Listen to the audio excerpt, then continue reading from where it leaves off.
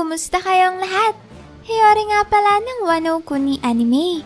Ito na famang kabuuan ng nakakagulat na mga revelasyon at nagbabagang mga bakbakan sa latest chapter ng Elbaf arc ng One Piece. Sana pala'y ilike niyong videong to at sana'y huwag niyong skip kahit yung maikling ads lang dahil sobrang laking tulong na nito sa akin at sa ating channel.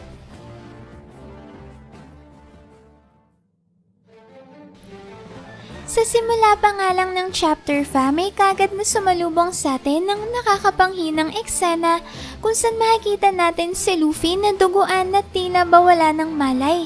Pagkatapos na ng isang atake mula kay Im-sama.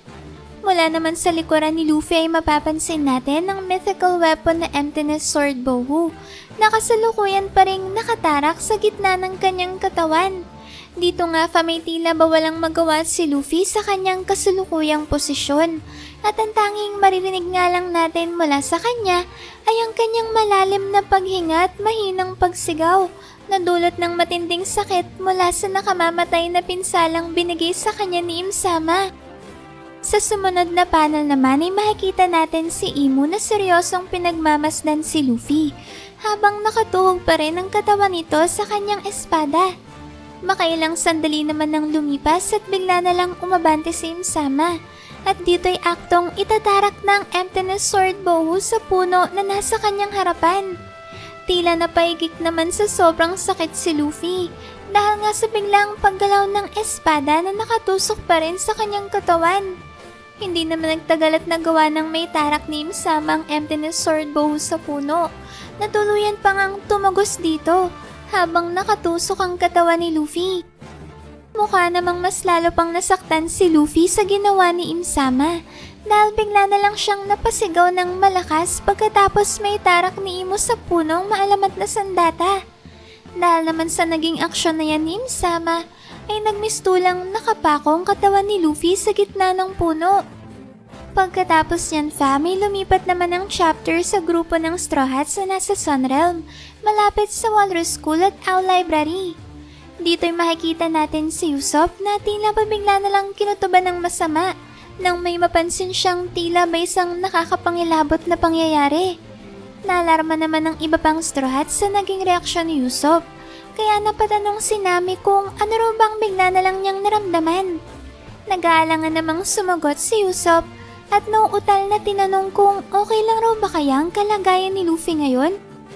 Habang tinatanong naman niya ni Usopp may makikita natin siyang tinatanawang lugar kung saan nagaganap ang laban sa pagitan ni Luffy at ni Im-sama.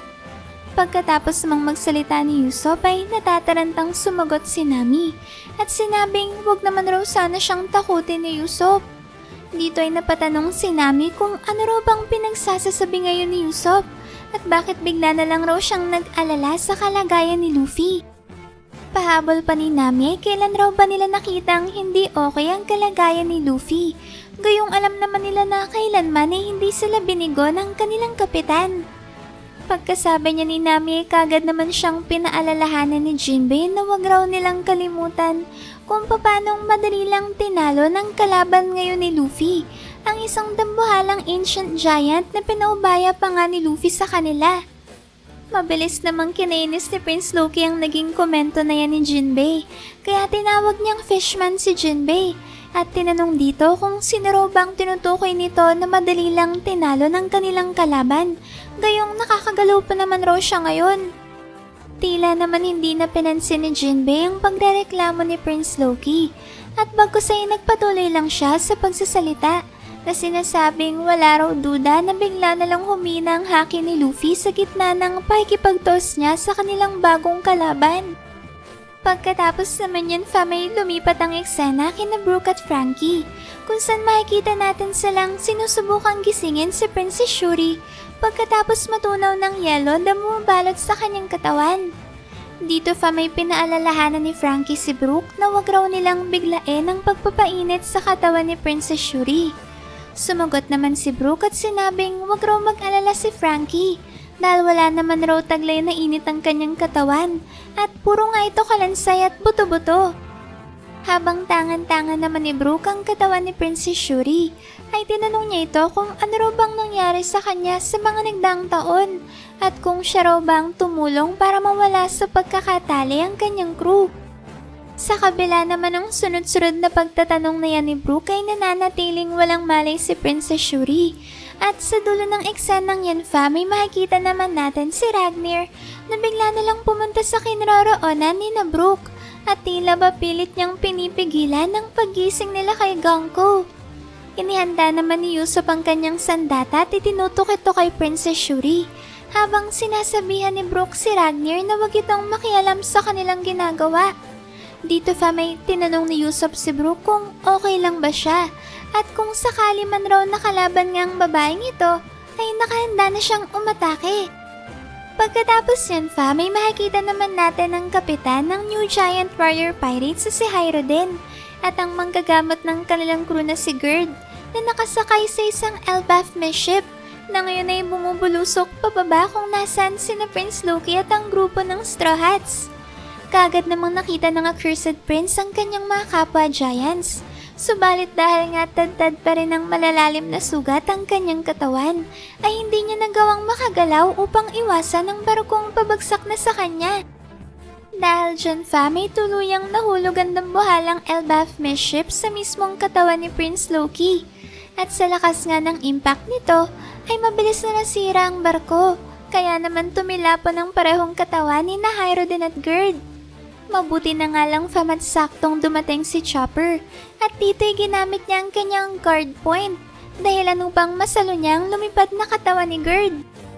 Pagkatapos yan may makikita natin si Usopp na napasigaw sa sobrang gulat habang tinatanong sina Hyro din at Gerd kung ano raw ba ang kanilang sinusubukang gawin at bakit bigla na lang silang lumagapak sa lupa. Hindi naman makapaniwala si Nami na nandito na ngayon sina Chopper, Hyroden at Gerd. Makikita rin nga natin dito na kaagad niyakap ng mahigpit ni Gerd si Chopper bilang pasasalamat sa pagliligtas nito sa kanya at sinabing sobrang maasahan at napaka-cute raw talaga nitong si Chopper. Kilig na kilig naman si Chopper habang tinatanggi na sobrang kinakatawa niya ang ginagawang pagpuri sa kanya ni Gerd. At sa dulo nga niyan may kagad na dumiretso si Gerd kay Prince Loki upang tingnan ang malilubhang mga sugat nito. Dito may hindi siya makapaniwala nang makita niya kung gaano katindi ang malalalim na mga sugat na tinamo ng katawan ni Prince Loki. Nainis namang sumugat ang Accursed Prince at sinabing ang ilan raw sa mga sugat ay nakuha niya mula sa pagbagsak sa kanya ng barkong sinasakyan ni na Hyro din at Gerd. Pagkasabi niya ni Prince Loki ay tinanong naman niya ang dalawa kung ano raw bang ginagawa nila dito ngayon. Sa puntong to na biglang naalala ni Hyro din ang naging pag-uusap nila na Elder Jarul sa Western Village. Dito'y pinayuhan ni Elder Jarul si Hyro din na kung makikipaglaban rin lang daw ito para sa Western Village ay mas makakabuti kung tulungan na lang niya ang kanyang kapatid na si Prince Loki.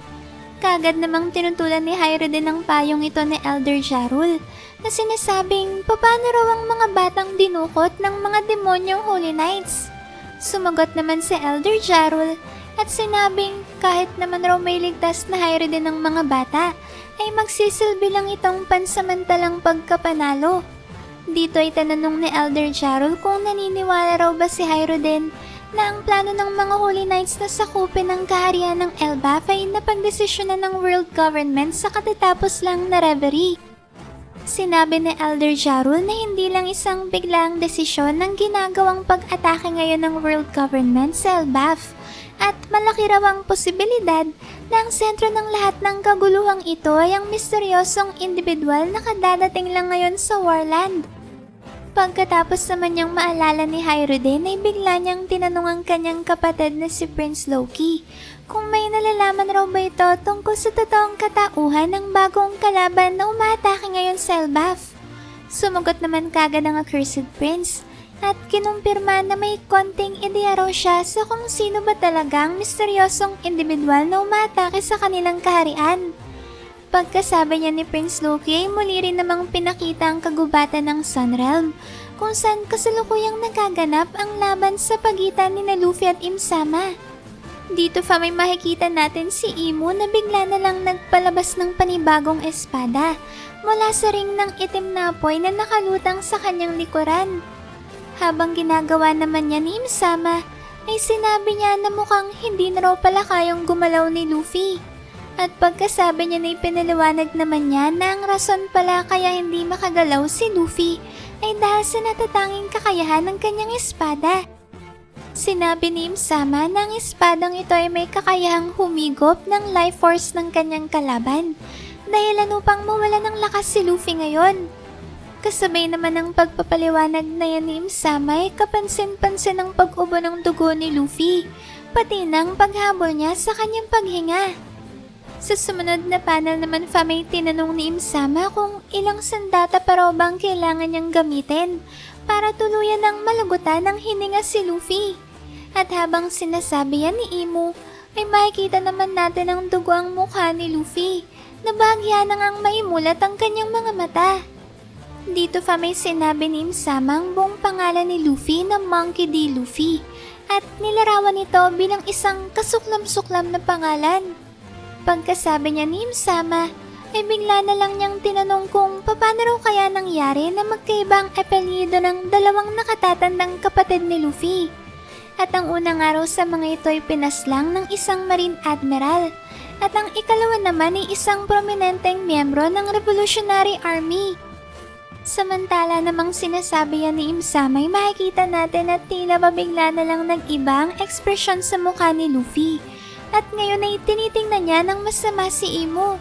Subalit sa kabila nga ng pagngingit-ngit sa galit ni Luffy ay nanatili pa rin siyang hindi gumagalaw at tila ba wala siyang magawa upang makawala mula sa pagkakapako ng kanyang katawan sa puno. Sa halip naman nga na si Luffy ang umatake, ay si Im-sama ang siyang sumaksak sa kanya gamit ang pinalabas itong panibagong espada na tinawag ni Imo na Blade of the Sea God Fragarach. Dito may makikita natin ang ikalawang espada ni Im-sama na muling tumarak sa katawan ni Luffy at tumagos rin sa puno kung saan nakatrap si Luffy.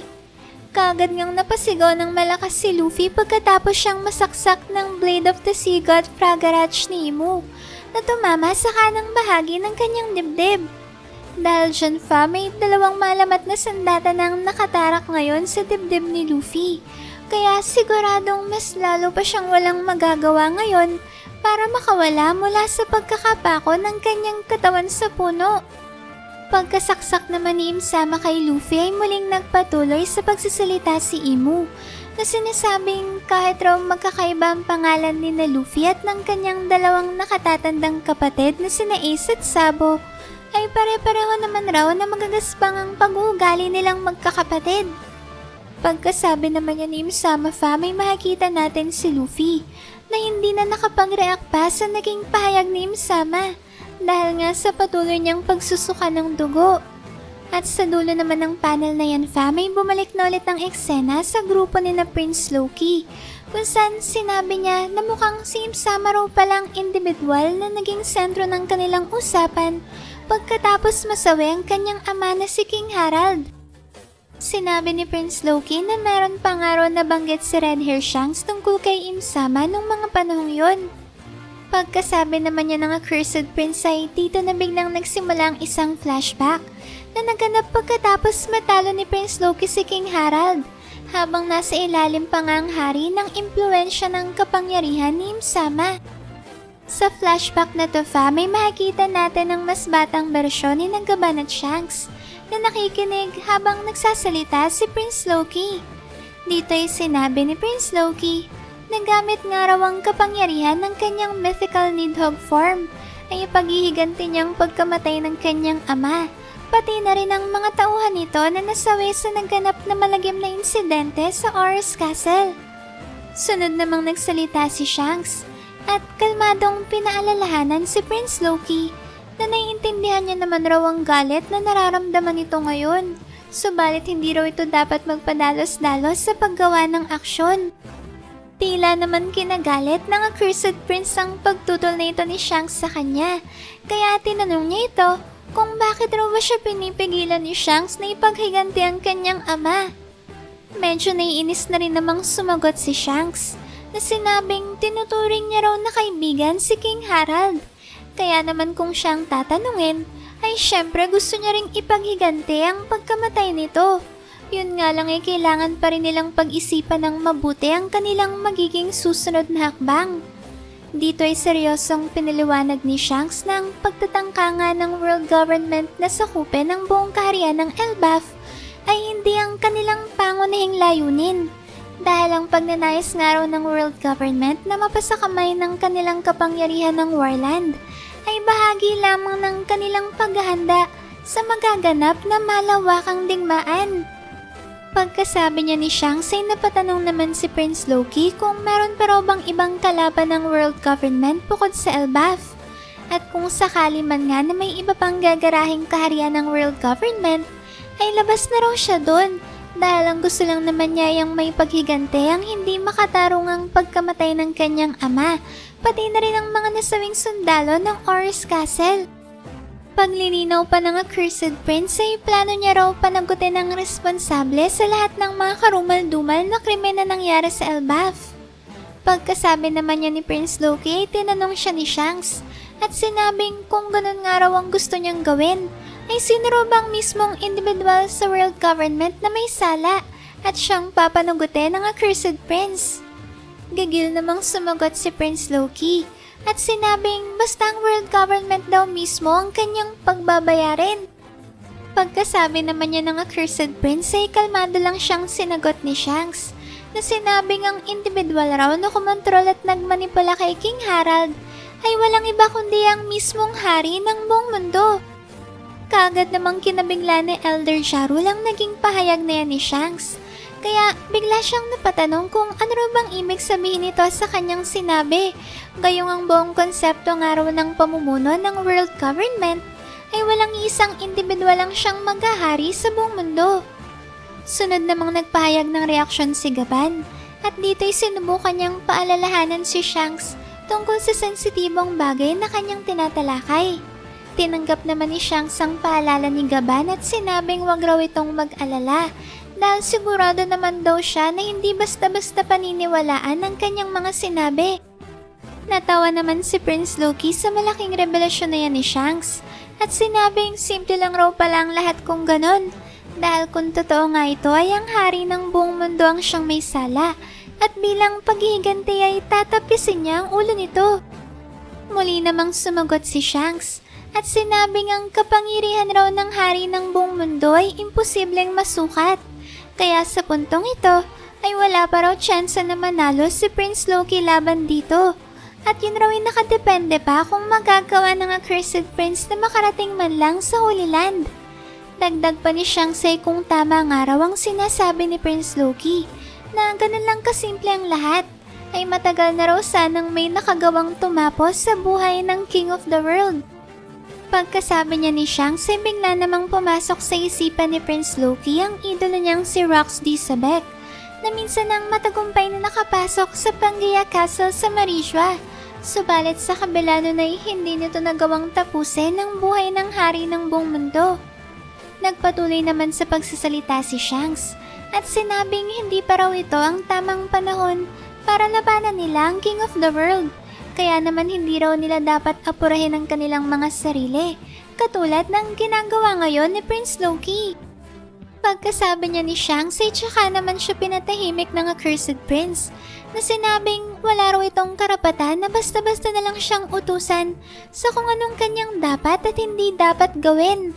Dagdag pa ni Prince Loki ay wala naman raw siyang pakialam kung saan mang sulok ng mundo nagtatago ang King of the World na sinasabi ni Shanks. Dahil wawasakin niya ang lahat ng humarang sa kanyang dadaanan hanggang sa makaharap niyang individual na responsable sa pagkasawi ng kanyang ama. Pagkatapos niyan may doon na tuluyang nilisan ng Accursed Prince ang Elbaf upang maglayag patungo sa Holy Land Marishua. Bago naman makapaglayag si Prince Loki, ay sinubukan muna siyang pigilan ni Elder Jarul na sinasabing wag raw siyang maging hangal. Subalit kagaya nga ng ating nasaksihan, ay wala nang nakagawang makapigil sa pag-alis ng Accursed Prince. Dito na nagtapos ang maikling flashback kung saan inilalahat ni Prince Loki kung paanong tumagal ng ilang taon ang kanyang paglalayag patungo sa Holy Land. Yun nga lang, sa dulo raw ay hindi pa rin niya nagawang makarating man lang sa Marisha, kaya hindi niya nakainkwentro ang hari ng buong mundo na nabanggit ni Shanks. Subalit ngayon nga raw na mukhang ang King of the World na mismong siyang dumayo sa Elbaf, ay ito na ang perpektong pagkakataon para may paghiganti niya si King Harald. Pagkasabi niya ni Prince Loki, bigla namang nagsalita ang kanyang nakatatandang kapatid na si Hyrule na sinabing parang pambata naman raw ang naisip na plano ng Accursed Prince.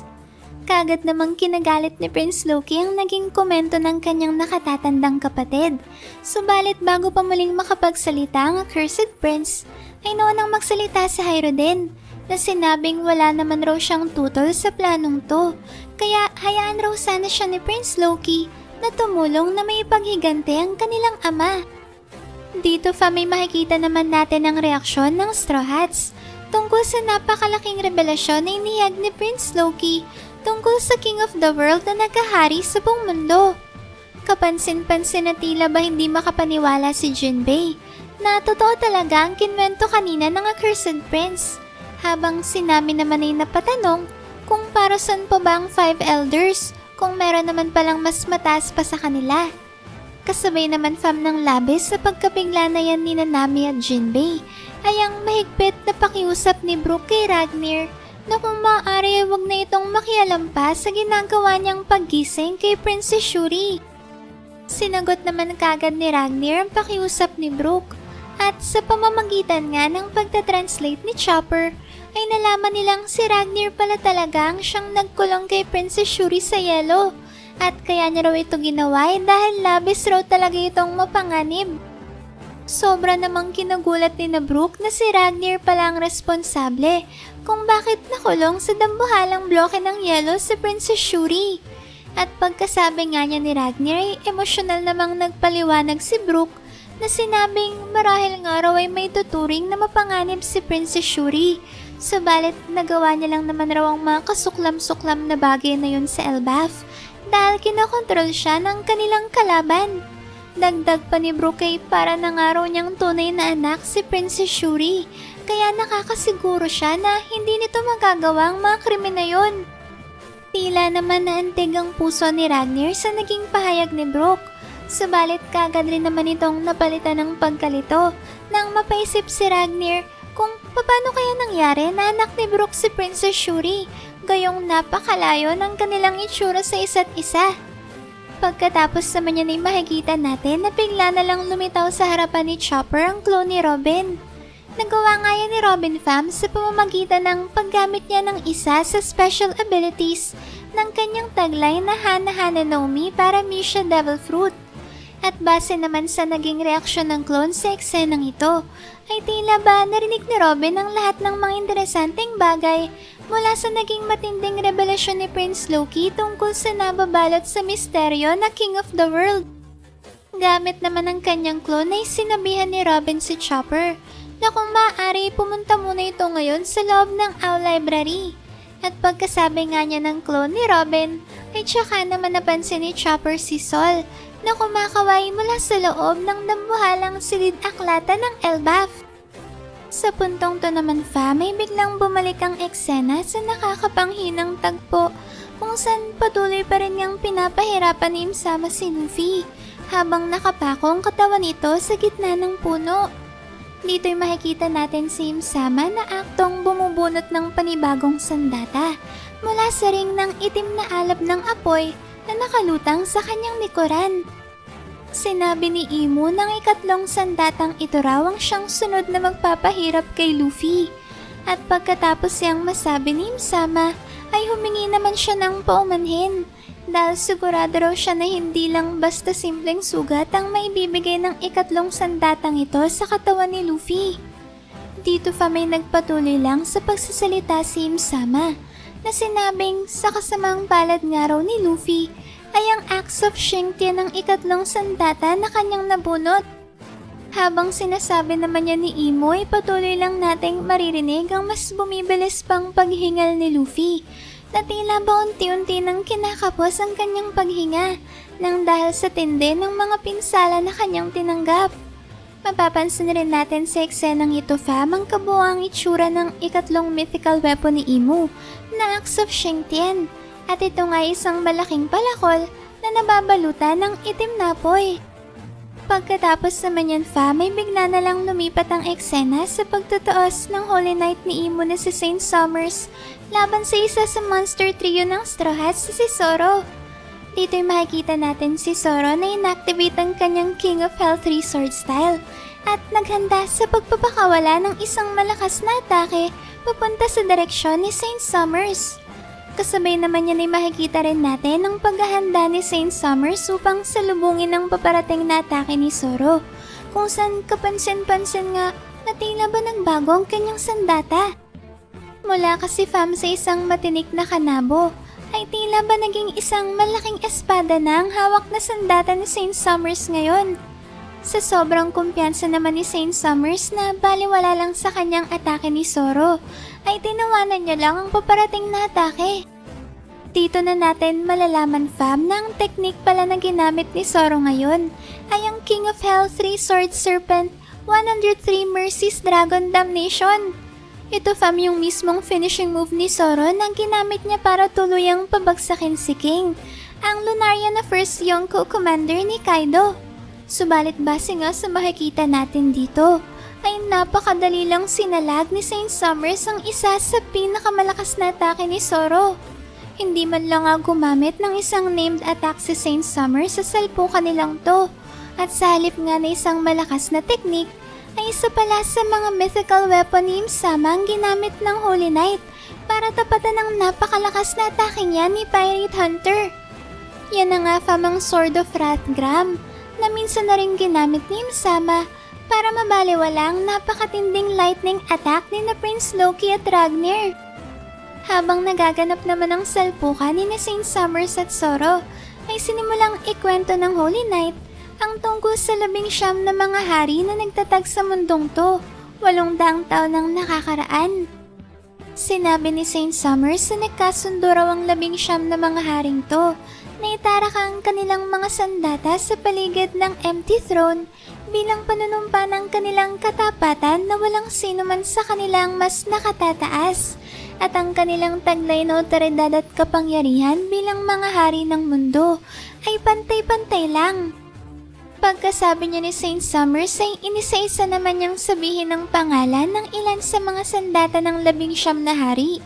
At ito nga yung Blade of Chaos Tohu, Sword of Emptiness Vohu, Blade of Judgment Nemesis, Vengeful Demon Sword Stigma, Longinus, at Muramasa. Ang mga ito raw ang mga sandata ng 19 na mga hari na nagtatag ng mundo. Habang sinasabi naman niya ni Saint Summers ay makikita nating nagawa niyang mapalipad si Zoro pagkatapos ng una nilang salpukan. Dito fa may nagpatuloy pa rin sa kanyang pagkikwento si Saint Summers na sinabing nung binigyan nga raw sila ni Im-sama ng panibagong lakas gamit ang kanyang omen ay kasamang naipagkaloob sa kanila ang maalamat na sandatang to. Ginarantaya pa nga ni Saint Summers kay Zoro na pawang katotohanan lang ang lahat ng kanyang inilalahad.